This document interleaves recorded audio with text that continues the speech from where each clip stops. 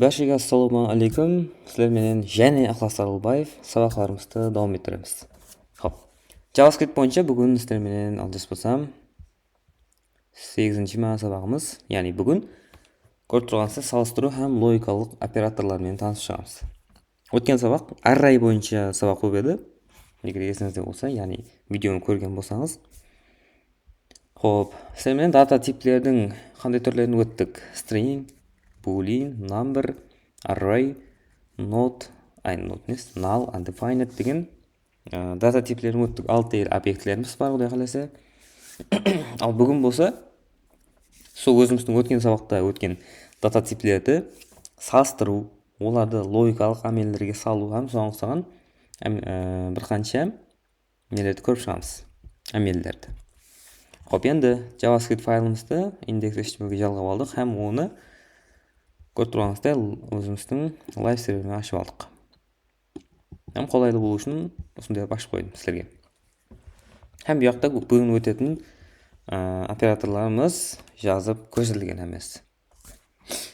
Хоп, салыстыру һәм логикалық операторлар. Бірінші болып азғандай түсінік беріп өтейін. Яғни салыстыру оператор дегеніміз бұл аты-аяғы айтып тұрды баяғыда. Мектептің кезінде бар нәрселер бұл, яғни үлкен кіші тең белгілері, үлкен, тең, мысалы үшін соған нәрселер әммесі. Ол қиын нәрсе емес.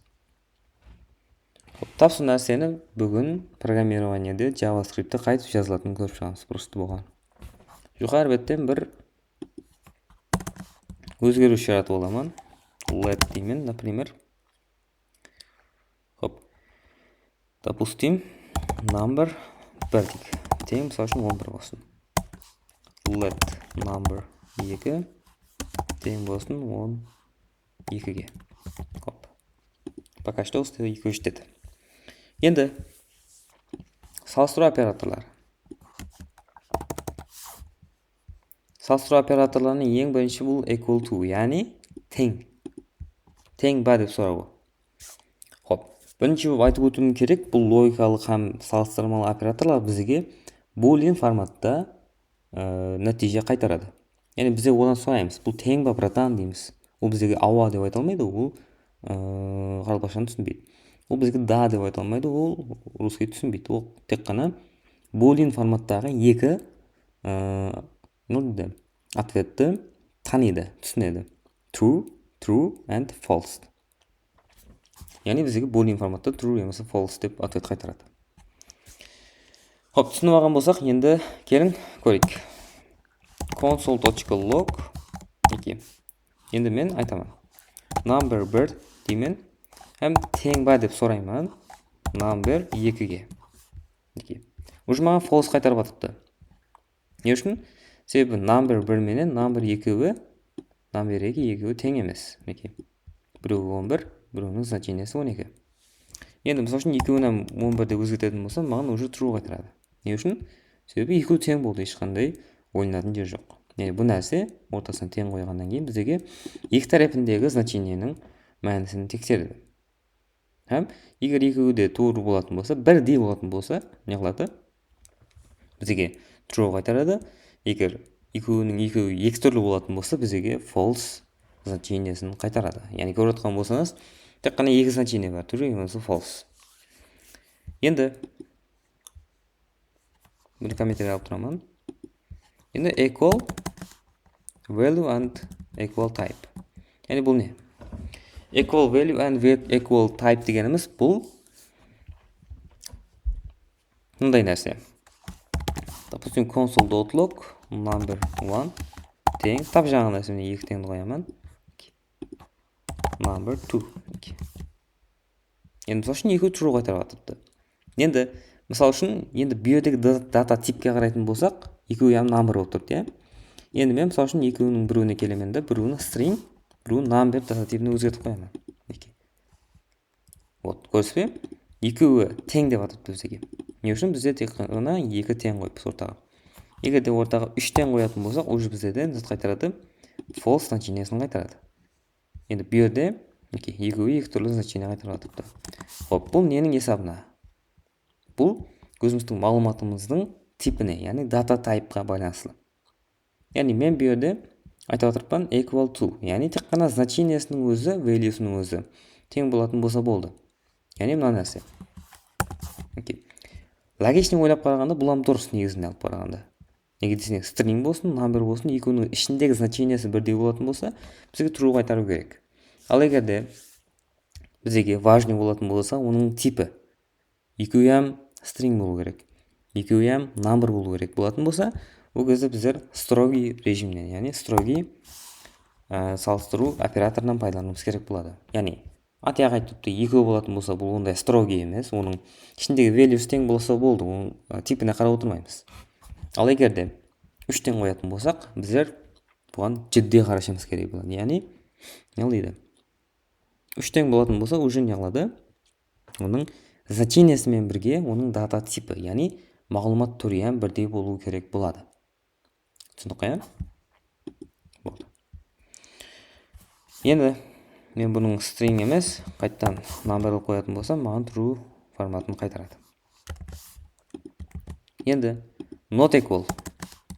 Bu ödem аяқ айтып тұрды. Not equal дегені екеуі тең емес болса. Екеуі тең ба деп сұраймыз да, енді бізде JavaScript-тен. Console log дейміз. Number 1 тең емес я, дейміз. Тең емес я, дейміз. Number 2-ге. Яқ деп атыпты. Сен ал жасатсаң, олар екеуі тең деп атыпты. Көрсіз бе? False значениесін қайтарып атыпты. Ал егерде бұяққа келіп тұрып, мына 12 дейтін болсақ, һәм сұрайтын болсақ, number 1, number 2-ге тең емес я, братан дейтін болсақ, бұл айтады. Ава, сен дұрыс айтатсың, сен біледі екенсің, ой, екеуі тең емес деп атыпты. Көрсіз бе? Растан қарап отырсақ, екеуінің мәнісі дата типі тең емес. Енді бұл жерде ал жазып кеттік, нәрсе болу керек. Екеуі тең емес деп атыпты. Жаңа нәрсе, оны қайтарып қоятын болсақ, отлично. Яғни біз сұрадықпыз, брат деп атыппыз, брат, мына екеуі тең ба, тең емес пе деп сұрадықпыз, ол айтып тұрыпты, я тең емес деп атыпты. Бұл сол нәрсе. Енді тап сол нәрсенің мына жоғарыдағы варианты, біреу строгий, біреуі no строгий дейміз.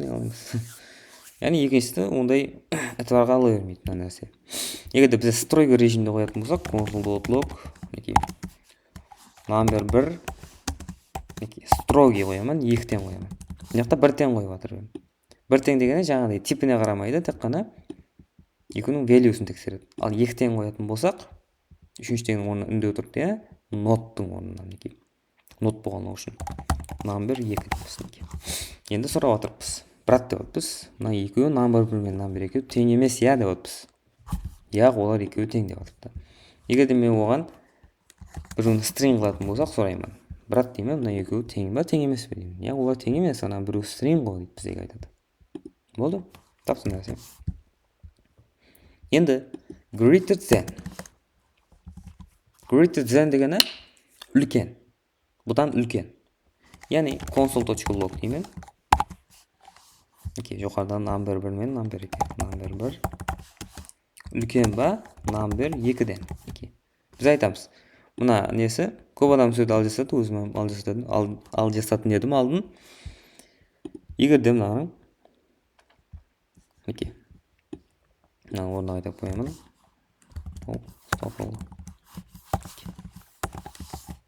Ұжым неке. Мысал үшін, 11-ді сұраппыз. Мынаяқтағы number 1 үлкен ба деп атпыз.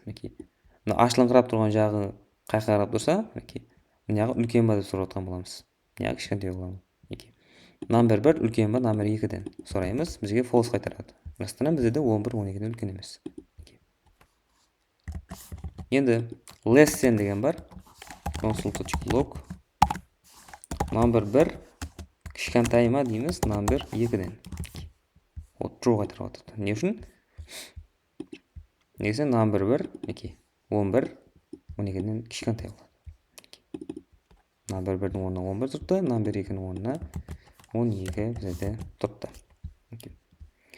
Greater or equal деп тұрды. Яғни әртүрлі случайларға тексеру. Енді бұл қандай болады? Number 1 дейміз, үлкен, ямасы тең ба деп сұраппыз, number 2-ден. Бізде false қайтады. Біз екі түрлі жағдайға тексердік, ол үлкен ба, егер үлкен болмаса ең болмаса тең ба деп жатырмыз да. Ол екеуіне ham жауап бере алмай қалды. Бұл үлкен ham емес, тең ham емес. Егер де мен 11 қылып қоятын болсам, ол бізге true қайтарады. Неге десең, ол үлкен ба деген уақытында я үлкен емес дейді да, тең ба деген уақытында ауа тең деп жібереді. Түсіндік қой? Яғни бұл затты үлкен деп атыпты, number 1-ді. Жоғарысындағысын неке. Шеп қапталдағыны. Егер де мен less or equal дейтін болсақ, console.log number 1 кішкентай ма деп сұраймын енді. Ямаса тең ба? Number 2-ден. Маған true қайтарады. Не үшін? Екеуі тең. Егер де мен 12 дейтін болсам, бұны ham true шығарады. Не үшін? Себебі number 1-ді айтадымыз. Number 1 кішкентай ма? Number 2-ден. Number 1, number 2-ден кішкентай деп атпыз. Ал егер тең болса, ямаса үлкен болса, бізге кішкентай болса, ямаса тең болса, бізге true қайтарады. Яғни осылар бізден затлар екен, өзіміздің салыстыру операторларымыз. Егер мектепте оқыған болсаңыз, нәрсені әрқайын түсініп аласыз, ешқандай қиын жері жоқ. Енді логикалық операторлар бар, or, and, not. Қатырып қойып оқыдым. And or not. Яғни атияға айтып тұрды, бүйедем and дегеніміз бұл һәм, or дегеніміз ямаса, яки, not дегеніміз бекарлау. Енді бүйеде сәл мынандай нәрсе бар. And дегеніміз бұл екі тараптың true ямаса false екендігін тексереді.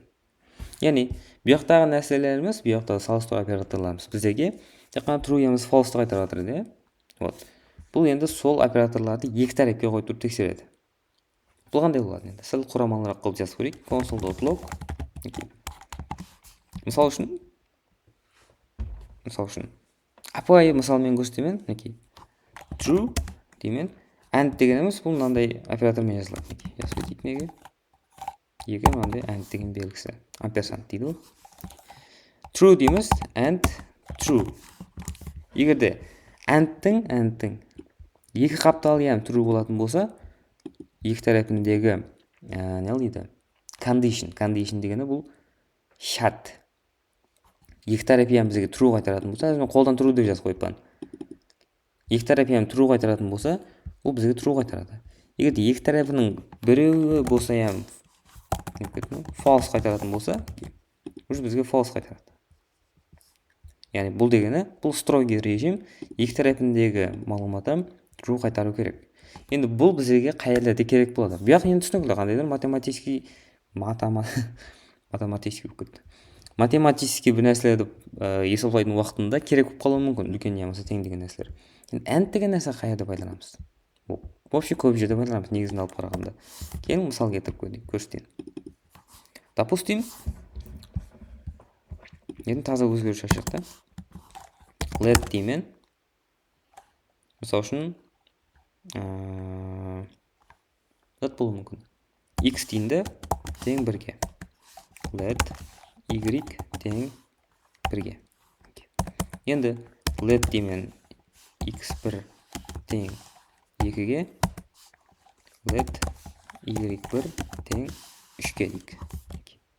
Яғни 4 сан болды. 4 сан. Енді мысал үшін неқе келемін and-тің шеп қапталына кеп тұрып, бір қапталына, бір қанатына. X тең строгий режим қосып қоямын y-ге. X тең y-ге бізге бағана зат қайтарып еді, қандай дата типін қайтарып еді? Дұрыс. Boolean дата типін қайтарып, как будто ана Боладжондағыдай кетті. Яғни x тең ба деп сұраппыз y-ге. Бұл нәрсе бізге постоянно boolean форматта дата қайтарады. Енді һәм соның менен біргелікте бұяқ беті ем true ма деп атпыз. Бұяқ беті false шығарып атыпты. Соның үшін бізге экранға false шығады. Енді бұяқ беті ем кейін шарт қояқ. Енді бұл бізге true қайтарды, неге? Бұның орнына бізде true бар деп саламыз. Енді x1 тоже тең ба? Мысалы үшін y1-ге. Уже бұлан бізге false қайтады. Не үшін? Себебі y пенен x пен y екеуі бір-біріне тең. Базар жоқ, кәм жоқ. Енді бұйда айтатыз, соның менен біргелікте, яғни бұяқ беті true болуымен біргелікте Бұяқ беті бізге true қайтару керек деп атпыз. Сонда ғана console log'ымыз бізге true форматты қайтарып береді. Енді соның үшін біз мына жақтағы жұптылықты теңдестіруіміз керек болады. Вот, енді жаңа айтқанымдай екі тарапы бізде тең болғаннан кейін барып, неге өтіп кетемін. True. Екеуі true болды. Енді бізге true қайтарады. Егер де екеуінің біреуі false болатын болса, уже бұл бізге автоматически false қайтарып береді. Түсінікті болды деп ойлаймын. Яғни бұл яғни қандай мысал келтірсек болады. Мысалы үшін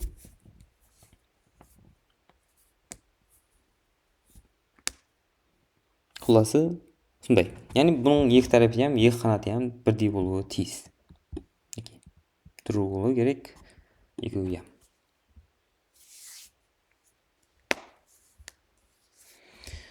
Енді or деген нәрсе бар. Or деген нәрсе тап ұсының мынау and болатын болса, бұл строгий режим болатын болса, or деген бұл строгий емес варианты. Бұл жерде қандай болады? Бұл жерде console.log деймін. Мысалы үшін true. Енді or дегеніміз мынандай жазылады. Екі таяқша. Бұл слэш емес, бұл слэшті shift-пен қосып тұрып жазған уақытындағы шыққан белгі.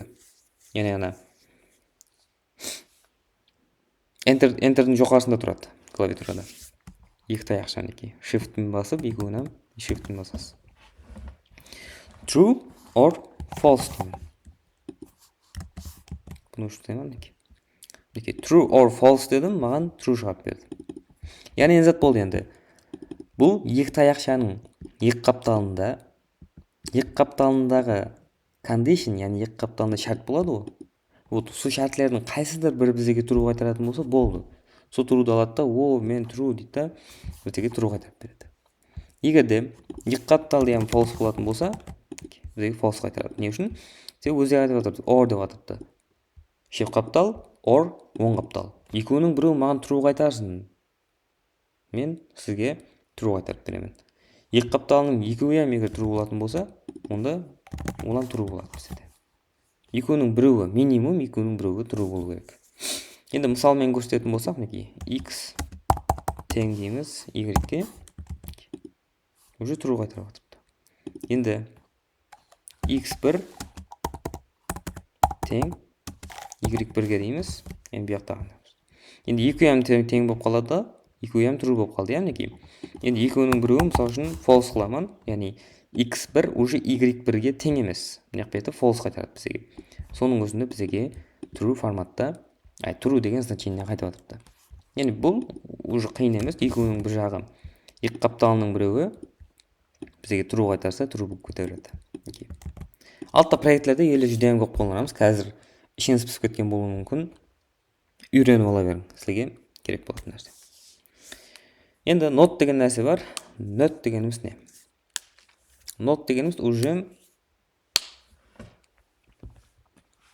not дегеніміз бекарлау оператор. Яғни мысал үшін мен console.log not деген сондай жазылады неке. Үндеу, бір үндеу болған. Бұл енді сәл мынандай емес, басқаша жазылады. Мысал үшін false деймін, маған false шығады. Яғни экранға қарасам false шығады. Енді false'ның алдына барып тұрып үндеу қоятын болсам, маған true шығарады. Яғни бекарлау оператор бұл қырсық братан деп ат қойып алсаңыз болады. Егер сіз оған false дейтін болсақ, ол true дейді сізге. Егер сіз оған true дейтін болсаңыз, ол false дейді. Вот бұған басқа ешқандай қорқатын жер жоқ. Қиын жер жоқ. Егер мен true қойып тұрып, экранға дұрыс шықты ғой. Алдына үндеу қойып жіберетін болсам, бұл оны бекарлап тастайды, һәм ол теріс значениеге қайтып қалады, достар.